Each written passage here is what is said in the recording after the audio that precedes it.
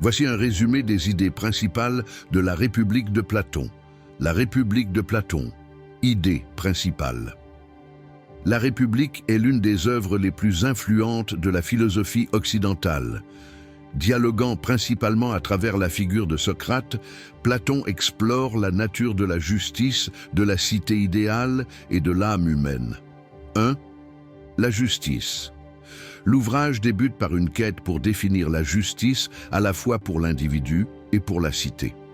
Platon réfute les conceptions superficielles, comme rendre à chacun ce qui lui est dû, où la justice est l'intérêt du plus fort, et propose une vision de la justice comme harmonie.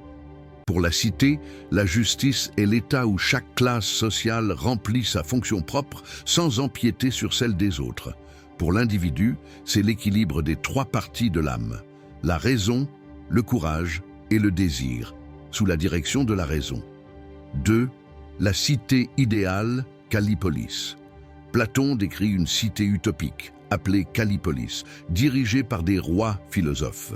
Cette cité est divisée en trois classes, correspondant aux trois parties de l'âme. Les gardiens, philosophes, rois, dirigeant la cité grâce à leur sagesse et leur connaissance du bien. Ils sont désintéressés et vivent une vie communautaire, sans propriété privée ni famille traditionnelle. Les auxiliaires, guerriers, protègent la cité avec leur courage et leur force. Ils sont également soumis à un mode de vie austère. Les producteurs, artisans, agriculteurs, pourvoient aux besoins matériels de la cité par leur travail. L'éducation joue un rôle crucial dans la formation des gardiens et auxiliaires, les préparant à leur rôle respectif et cultivant les vertus nécessaires. 3. La théorie des formes ou idées. C'est un concept central de la métaphysique platonicienne, introduit notamment par l'allégorie de la caverne.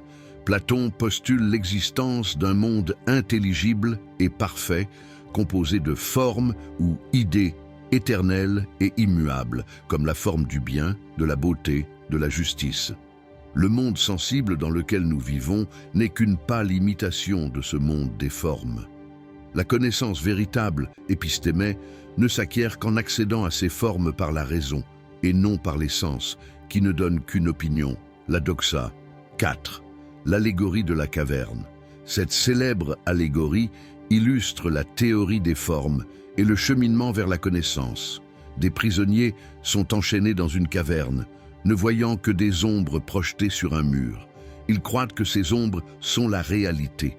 Un prisonnier libéré découvre le monde extérieur, le monde des formes, et, après s'être habitué à la lumière du soleil, la forme du bien, comprend que les ombres n'étaient pas la véritable réalité.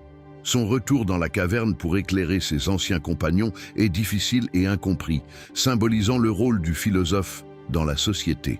5. La dégradation des régimes politiques. Platon examine différentes formes de gouvernement, timocratie, oligarchie, démocratie, tyrannie, et les présente comme des dégradations successives de la cité idéale, chacune étant associée à un type d'âme particulier et à une forme d'injustice croissante. La démocratie, bien que valorisant la liberté, est critiquée pour son anarchie et sa tendance à mener à la tyrannie. En résumé, la République est une œuvre monumentale qui lie intimement la métaphysique, monde des formes, l'épistémologie, théorie de la connaissance, l'éthique, la justice individuelle, et la politique, la cité juste, proposant une vision holistique de l'existence et de la société.